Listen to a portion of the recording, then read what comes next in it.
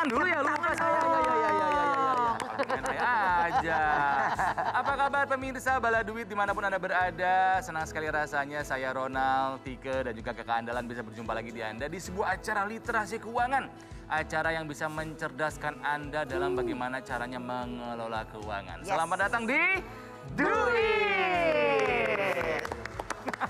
Kita mau mengucapkan dulu nih selamat hari Natal dan juga tahun baru ya. 2020 itu luar biasa sih memang Ronald ya. 2020 ini benar-benar tahun yang tidak pernah terbayangkan sebelumnya. Betul. Ya. Karena ini adalah acara keuangan. Coba-coba kita ingat-ingat lagi 2020 secara keuangan seperti apa kakak andalan? Kadang turun banget.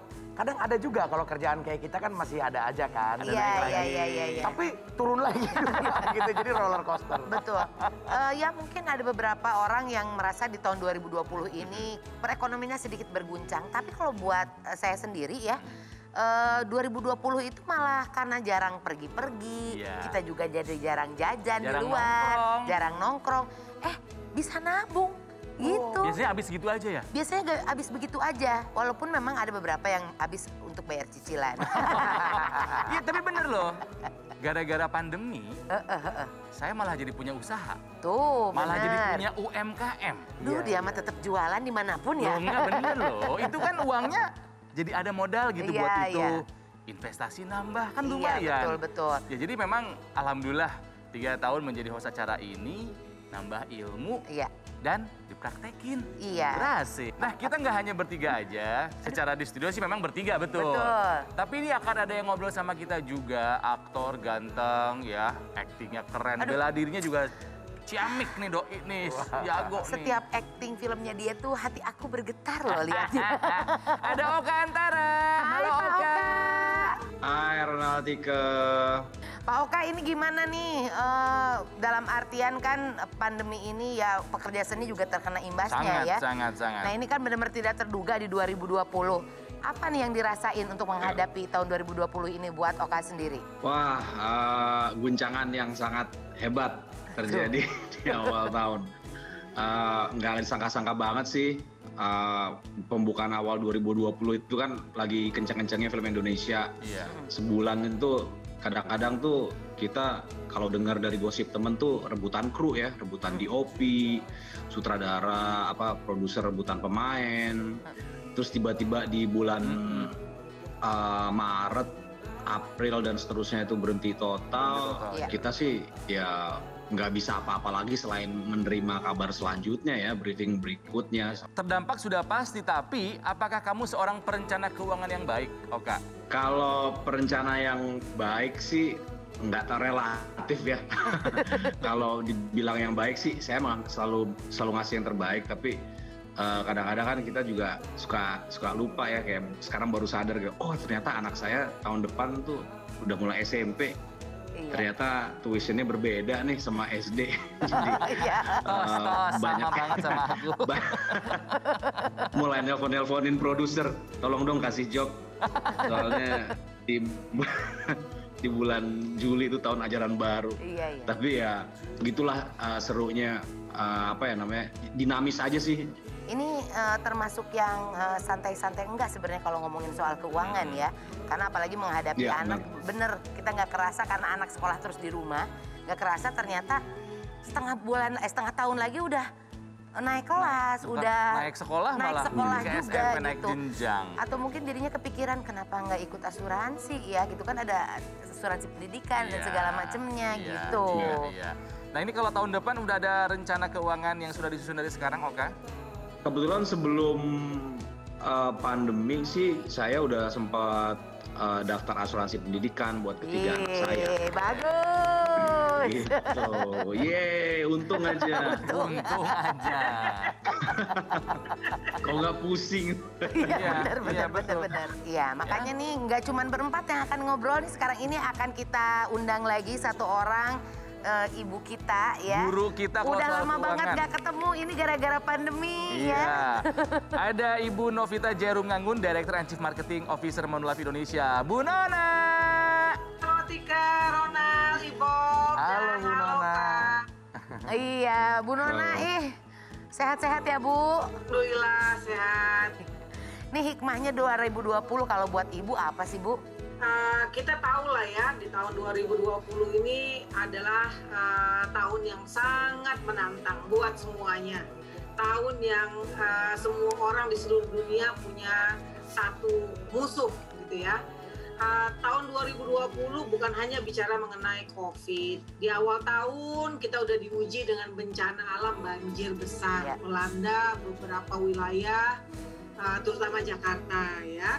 Nah, banjir udah mulai usai diterpa bencana pandemi seperti sekarang. Ini berlaku di seluruh dunia mengalaminya, bukan hanya di Indonesia. Iya, betul.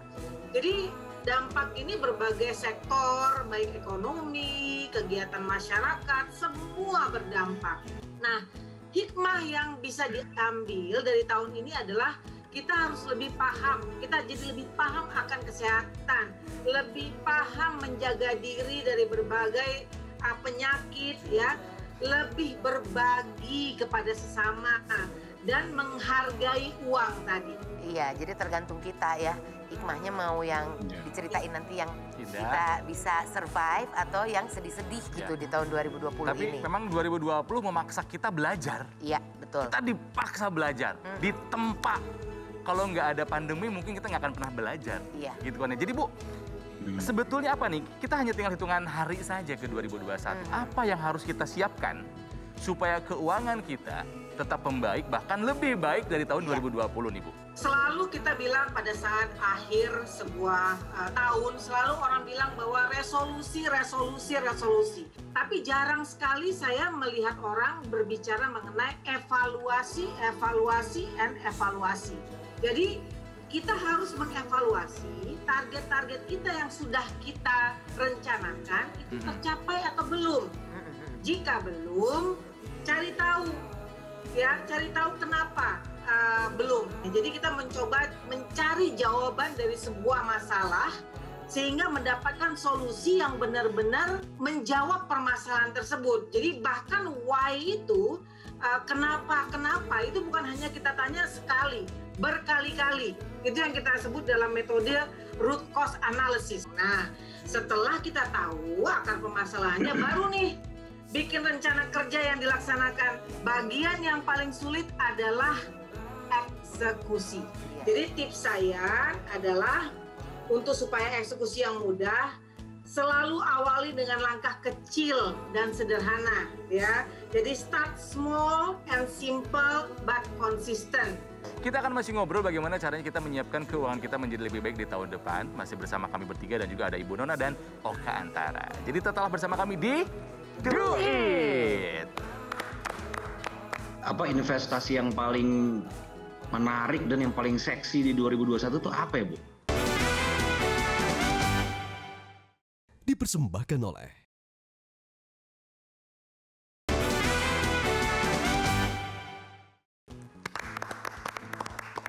Karena masih dalam suasana pandemi, jadi ya kita tepuk tangan sendiri aja. Nggak ada penonton soalnya. Ya, itu kan perjalanan kita dari yang ada yang nonton sampai sekarang mengalami kita nggak ada yang nonton di studio, cuma bertigaan doang gitu. Bertiga di studio tapi masih ada bergabung lewat aplikasi Zoom. Ada Ibu Nona dari Monolife Indonesia dan juga ada Oka Antara. Nih, ya. Oka, sekarang nih ngomongin soal keuangan 2020 ya. Pos atau instrumen apa yang paling wajib masuk pertimbangan dalam perencanaan keuangan buat Oka gitu? Misalnya harus ada asuransi kah atau mungkin buat bayar cicilan kah gitu, karena banyak banget nih yang gagal bayar cicilan loh gara-gara pandemi ini. Betul. Nah, kira-kira apa tuh pos yang paling dipertimbangkan yang harus didahulukan kalau menurut Oka? Nah, yang paling utama tuh emang kebetulan kan 3 anak saya masuk sekolah kategori internasional lah gitulah ya. Jadi itu yang setiap bulannya tuh harganya tidak pernah mengikat. Jadi itu yang paling utama sih. Paling utama sih buat saya.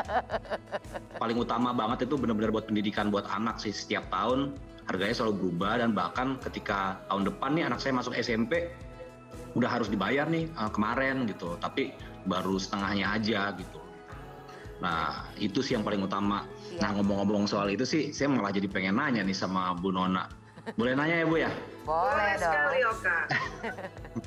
Itu kira-kira apa investasi yang paling menarik dan yang paling seksi di 2021 itu apa ya Bu? Kita kembali lagi berbicara investasi ini kan banyak ya, termasuk juga kita bicara mengenai asuransi jiwa. Nah kembali kita tanyakan sama diri kita sendiri ya. Kita juga kembalikan kepada kebutuhan dan kemampuan masing-masing. Asuransi jiwa ini pentingnya luar biasa, sangat penting. Terutama kita berbicara apabila kita menjadi kepala keluarga. Karena saya yakin semua kita di sini setuju bahwa kita mencintai keluarga kita sehingga keluarga kita bisa hidup dengan baik ada atau tidak ada kita. Nah, kalau kita bicara mengenai belum punya nih dua-duanya, belum punya asuransi jiwa, belum punya asuransi kesehatan, maka kita fokus kepada asuransi kesehatan. Asuransi kesehatan untuk diri sendiri dan asuransi kesehatan buat keluarga. Karena kesehatan itu penting ya. Namun kalau boleh saran nih, perlu asuransi jiwa. Kata orang, kapan waktu yang tepat untuk memiliki asuransi jiwa? Sekarang, detik ini. Secepatnya. Karena detik selanjutnya belum tentu kita tahu apa yang terjadi. Nah, kira-kira seperti itu. Oke, wow. Oke, makasih Bu. Iya, Bu Nona yang mau bertanya bukan hanya Oka, tapi banyak netizen juga ya kakak andalan ya? Betul sekali Ini Bu Nona. netizen julid bukan yang nanya. Bukan netizen nggak yang julid kalau ini. Netizen duit. Kalau dulu kan biasanya kan yang bertanya itu di dalam studio. Iya. Nah sekarang kakak andalan sudah mengumpulkan pertanyaan dari teman-temannya kakak andalan nih. Siap, ada yang mahasiswa, ada yang freelance. Kakak andalan pengennya temenan sama mahasiswa. Ini ada Rivo dan Radinda. Iya. Pertanyaannya seperti ini Bu Nona. Halo, nama saya Rivo, saya mahasiswa dan freelancer juga. Saya sudah setahun tidak dibiayai oleh orang tua dengan full. Saya ingin membuat perencanaan keuangan yang lebih baik, tapi saya bingung caranya bagaimana. Bagaimana Bu ya? Terima kasih. Oke, terima kasih atas pertanyaannya Rivo. Saya bangga nih dengan Rivo. Kenapa? Karena masih muda, freelancer dan udah bisa menghidupi diri sendiri dengan hasil usahanya. Jadi gini, faktor yang perlu diperhatikan dalam perencanaan keuangan adalah mental dan juga disiplin. Ya, sebagai contoh misalnya, jika Rivo punya uang, belanjakan untuk kebutuhan, bukan keinginan. Saya sering sekali mengatakan dalam setiap financial literacy mengenai bedakan kebutuhan dengan keinginan. Iya. Ya, itu sering saya nggak bosan nih bicara diulang-ulang mengenai terus ya Bu ya, karena memang penting ya Bu ya. Contohnya ini ya, kebutuhan dengan keinginan ya. Jika kamu ingin beli sesuatu nih, coba deh ditunda 3 hari. Jika udah lewat nih 3 hari, kita masih hidupnya aman-aman aja nggak punya itu, berarti itu keinginan. Iya. Ya, intinya habiskan uangmu dengan bijak sesuai kebutuhan. Jadi mulailah dengan uang yang kita punya. Jangan nunggu. Karena resiko atau musibah tidak kenal siapa dia, tidak kenal waktu dan nggak nunggu. Kira-kira seperti itu. Ada lagi Kak? Ini ada lagi yang kedua ini. Ada Radinda yang ingin bertanya Bu Nona. Silakan Dinda. Selamat pagi Bu Rona, saya Radinda. Ibu saya mau bertanya, saya kan masih muda dan belum punya tanggungan apapun. Nah kenapa sih saya harus punya asuransi gitu Bu? Makasih. Saya selalu rekomendasikan kepada anak-anak muda, terutama yang belum memiliki tanggungan untuk lebih cepat berasuransi. Betul. Dan ambillah asuransi kesehatan. Kenapa? Yang namanya resiko sakit, ya bahkan meninggal dunia, itu tidak mengenal yang namanya umur, status sosial, ya dan kerja atau enggak, ya punya tanggungan apa enggak. Jadi tidak saja dalam menjaga kesehatan, kita juga harus menyiapkan pendanaan.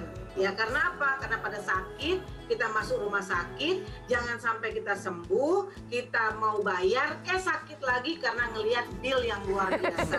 Nah, kan ada seperti itu ya. Nah, jadi beli asuransi selagi kita sehat, beli payung selagi kita tidak basah kuyup. Kira-kira seperti itu. Iya. Memang dari muda sih harus udah punya asuransi. Untuk teman-teman yang masih muda seperti Ibu Nona tadi katakan, mumpung masih muda preminya menjadi lebih murah. Iya, lebih ringan. Iya. Oke, kita akan masih berbincang mengenai literasi keuangan setelah yang satu ini. Jadi tetaplah bersama kami di Duit. Manulife ini cepat tanggap. Dalam keadaan situasi seperti ini, kita melihat seperti apa trennya, seperti apa kebutuhan masyarakat, dan seperti apa kita bisa membantu semakin banyak masyarakat Indonesia lagi. Dipersembahkan oleh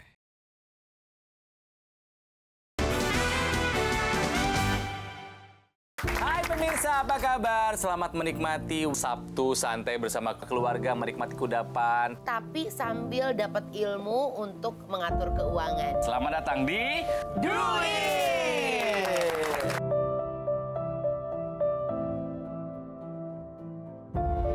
Ya ampun, emang THR itu emang uangnya hak kamu. Tapi jangan dihabisin semuanya dong, jangan dihambur-hamburkan. Selain uang THR ini juga uang teh tike. Jadi kamu nggak usah ikut campur dong. Hati-hati nih pemirsa, diskon membuat barang yang nggak penting pun terlihat penting. Semua itu saya percaya kebutuhan, karena suatu saat kita pasti butuh. Stroller, beli atau sewa? Kalau aku beli. Nah dia beli. Aku Teh tike? sewa. Awana? Dikasih. Iya, nggak ada pilihannya.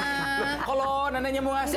Nggak ada beli. Kami hadir memberikan informasi serta pengetahuan tentang dunia keuangan secara ringan dan fun. Setelah menghasilkan lebih dari 300 episode, kini saatnya kami mengucapkan terima kasih dan sampai jumpa Bala-Bala Duit. Aduh. Kita masih di Duit. Terharu. Terharu rasanya pemirsa Bala Duit, 3 tahun kami bertiga mengawal acara Duit ini ya. Ya akhirnya setiap pertemuan juga ada perpisahan. Betul. Ya memang kita harus berpisah dulu dengan format seperti ini ya. Nanti akan ada format yang lainnya. Makanya hari ini juga bintang tamunya spesial sekali. Ada Oka Antara dan ada Ibu Nona yang sudah bergabung sama kita dari tadi Ibu ya. Nona kan salah satu yang menggagas acara literasi keuangan ini ya. Betul. Oka, kalau misalnya nggak pandemi sebetulnya Oka tuh diundang ke studio ngobrol sama kita gitu loh Kak. Tapi kan sekarang kan pandemi jadi kita ngobrol by virtual dulu ya. Iya. Menurut Oka nih ya, adanya program literasi keuangan kayak gini penting nggak sih Kak? Penting banget sih, terutama buat yang belum melek soal asuransi gitu ya, keuangan gitu buat beberapa orang gitu. Kalau saya juga sebetulnya salah satu yang agak telat meleknya sih. Gitu dulu baru mulai meleknya itu di umur 30-an. Jadi dengan adanya pandemi seperti sekarang dan orang juga sepertinya rada bingung gitu harus berbuat seperti apa dengan uangnya atau dengan penghasilannya. Dan nanti ketika pas sudah nonton acaranya terbiasa dapetin literasi keuangan seperti ini, nanti udah tahu kalau dapat penghasilan tuh uangnya mau lari kemana sih.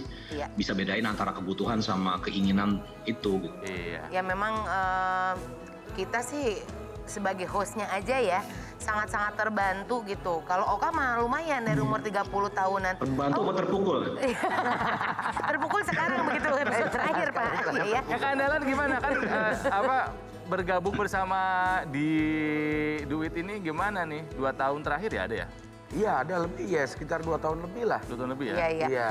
Dan kerasa banget ya kakak Andalannya, apalagi kan sekarang udah mau nikah bentar lagi.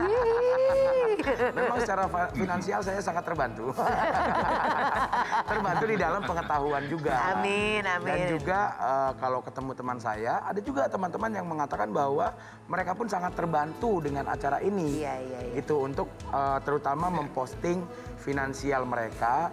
Dan yang sangat terngiang, teman saya itu pernah bilang, pokoknya gue mau bedain mana keinginan, mana kebutuhan itu. Karena kan sering sekali kita dengungkan betul. Gitu. Nah kalau buat saya sih sebetulnya Duit itu hadir memang ketika lagi butuh banget. Ya.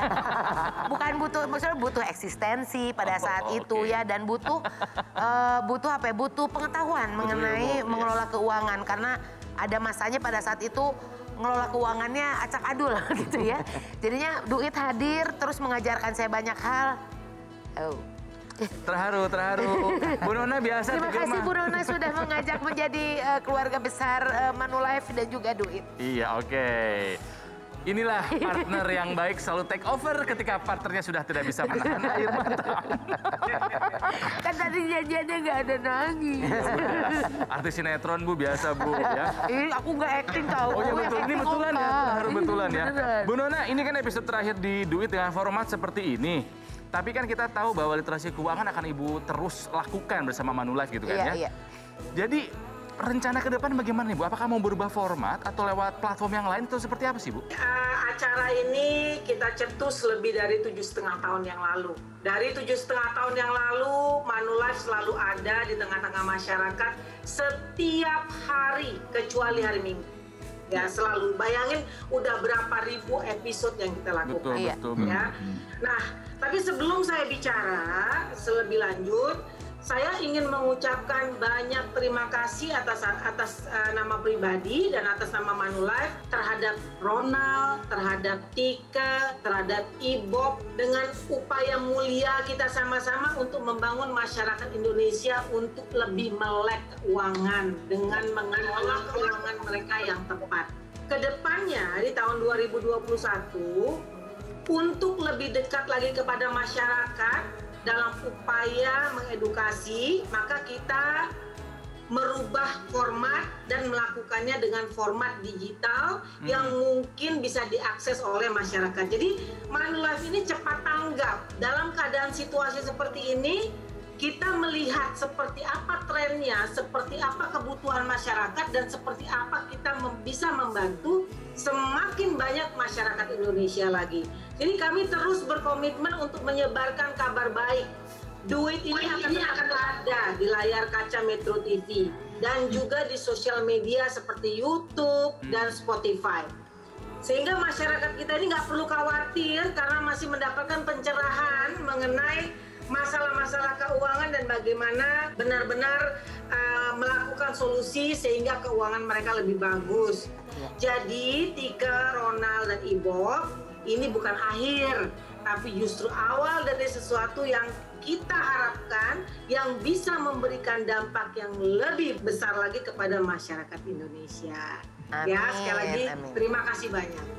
Terima kasih Ibu Nona. Ya, meskipun sedih ya, karena kita harus berpisah, tapi seperti tema Duit hari ini, tutup buku, buka lembaran baru. Betul. Gitu. Mudah-mudahan selama 3 tahun kebersamaan kami di acara Duit Metro TV ini bisa mencerahkan, mencerdaskan kehidupan bangsa sesuai dengan pembukaan UUD 1945. Iya benar. Duit dong. ini adalah saksi nyata aku dari Mak Bler, mengerucut, Mak Bler lagi, mengerucut lagi. Jadi 3 tahun itu memang ini jadi saksi sejarah loh. Perjalanan berat badan naik dan bertumbuh dan berkembang. Dan ya. memang seiring perkembangannya, media-media baru juga bermunculan dan Manulife pun menyesuaikan dengan keadaan catch up terus ya. hari ini. Betul. Semoga selama 3 tahun ini teman-teman Bala Duit, para pemirsa bisa mendapatkan ilmu, karena di mana lagi kita bisa belajar acara literasi keuangan yang fun, betul, solutif, dan aplikatif. Duit. Oke, terima kasih, sehat selalu. Iya, Bu Nona, terima kasih. Terima kasih Bu Nona. Bye-bye. Nah, biasanya kita selalu bilang ketemu lagi minggu depannya, tapi kita ketemu lagi kapan-kapan. Ya, sehat-sehat selalu semuanya. Semoga yang sudah didapatkan selama 3 tahun ini bisa teman-teman ikuti terus dan laksanakan. Ya, jadi jadilah andalan untuk keluarganya. Ronald Suara Praja pamit. Tika Pratakusuma pamit. Dan Ibob Tarika juga pamit. Terima kasih semuanya. Sampai jumpa. Selamat tahun baru.